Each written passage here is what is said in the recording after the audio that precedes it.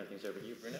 And, yes, thank you very much. So I probably will offer a big contrast with the former presentations because I'm not an expert, and I try to You work for a living. Yeah, I try to give you a very practical experience and to give you the perspective from the companies and from very international companies and companies who are doing business in many countries where almost no international companies are present today. So I'm completely in agreement with all what you said about the new challenges and the need for a global, a global approach of those challenges which are global. And I will take the example of climate change and the example of poverty and globalization. So clearly there are very, and human rights is also a global issue. I would not be so negative about the trend. I would say we can always see the glass half full or half empty. The world has progressed a lot in the last 25 years. And I'll take one or two examples. I think free market economy is no more in question. So, and you can, and I would say every government understands free market economy today. It was not the case 20 years ago. And that's the result of globalization, and that is also the result of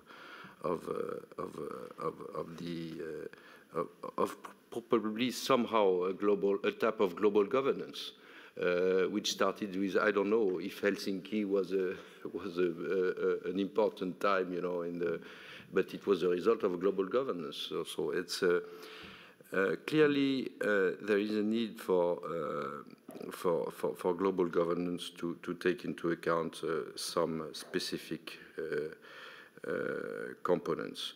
First, there is no global governance without local governance.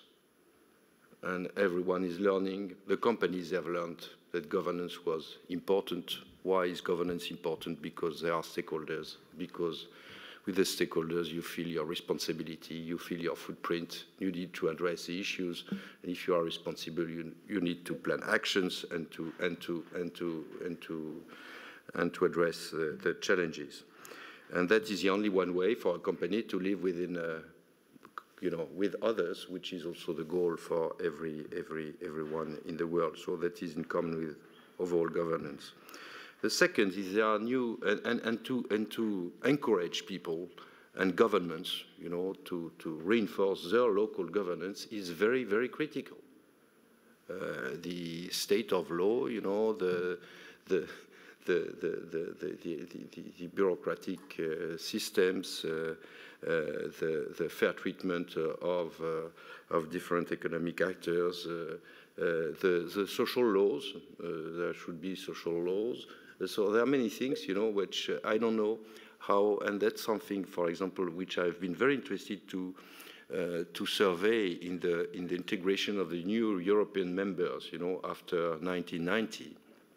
I've been, when we acquire a new company, we spend a lot of time to integrate the new company.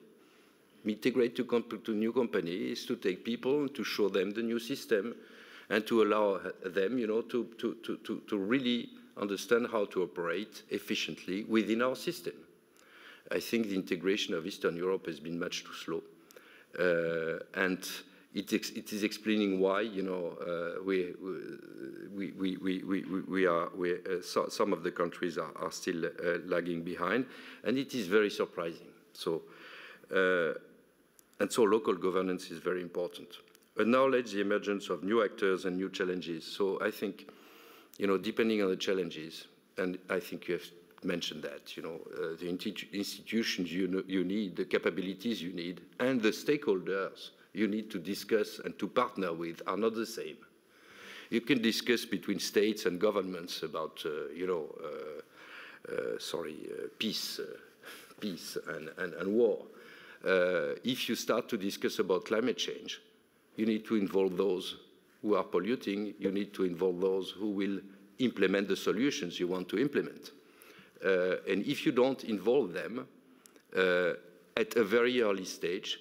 And if you don't understand that it is not by changing the regulations every 2 years that you will get companies invest and making the right decisions, because when they make decisions for 50 years, they need a stable framework, and a framework which is compatible, with a continuous growth and sustainable growth, because everything is compatible, but it has to be discussed and it has to be negotiated. So, and I don't speak about NGOs, but there are new partners for governance to discuss with if you want to address some issues. And climate change is one, human rights is another one. We discussed about that this morning, and I think it's very important. And then there is a last question, which is important for me, is globalization, meaning global approach of challenges, will always be faced or facing the difference of cultures.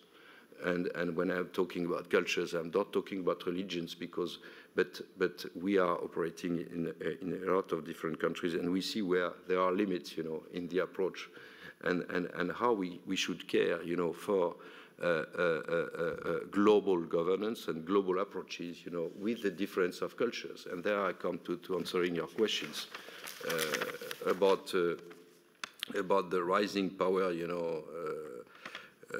of new countries or new ideas. Will they challenge the Western order? I think the world is changing very fast, and if the Western power or the so-called Western world doesn't move, yes, of course there is a risk. But I don't know what is the risk, because I'm not a politician and I'm not a foreign expert. But what I see on the field is that we must discuss with very local people to understand and to know the world if we want to find a way for collective solutions. About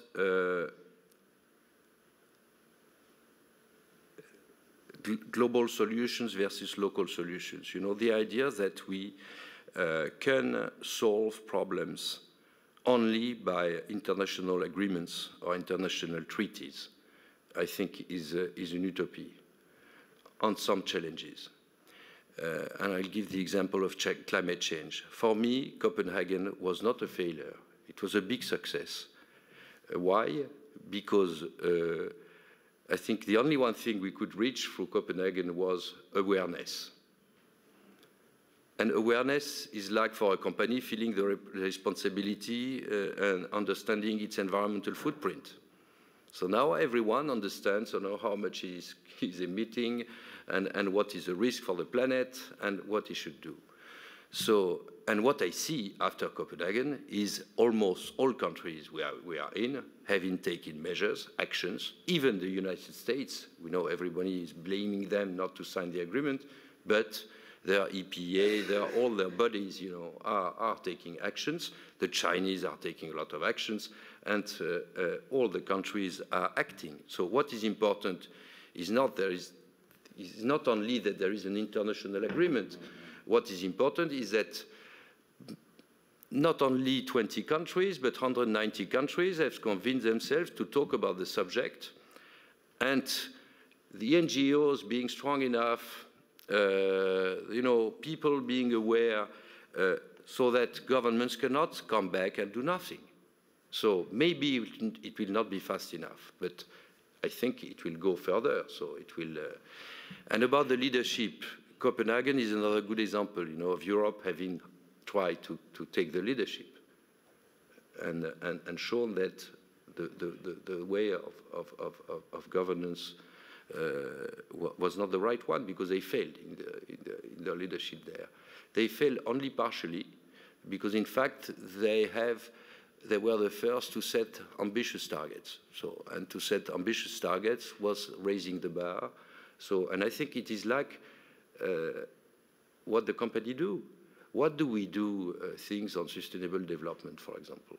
Because we want to raise the bar, because we want also to improve our reputation, and also because we see opportunities. Because every improvement in sustainable development is providing business opportunities. So, and I think what would be catastrophic would be if nobody speaks about climate change, if nobody speaks about poverty, if nobody speaks about human rights. That would be a terrible world. Now, how do we address the issues? I think what is emerging is government education, NGOs, and think tanks, which are really moving. Communications, you know, through internet is helping a lot, and companies. And I think, you know, companies, they are not just trying to be good citizens. They are part of the problem sometimes. They are also part of the solutions. And if they are not treated as partners, I think the world is not maximizing the opportunities, as somebody said. I'll give you just one example to conclude. The cement industry is emitting 5% of the total CO2 worldwide. So it is nothing, because the 5% CO2 emissions will be, you know,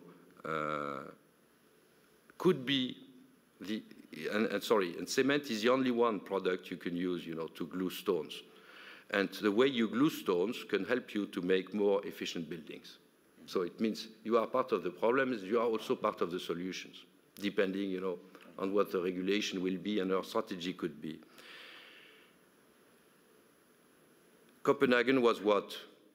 A new regulation for the industry, maybe, after the agreement.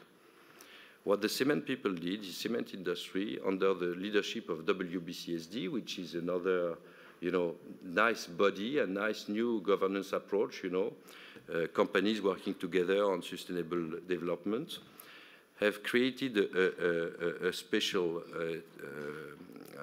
association, organization, which is called CSI, Cement Sustainable Initiative. Together, they start to measure. Together, they start to establish systems. And together, they decided to commit themselves to reduce their CO2 emissions.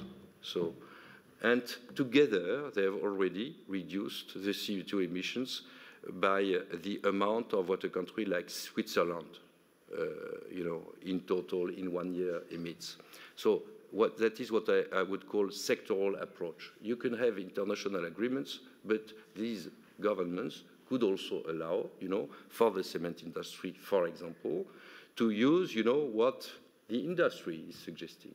And that would go, if our system would become the rule for our industry today, the 28 companies should be followed by hundreds, you know, right away. And that would, and you would have solved the issue for 5% of CO2.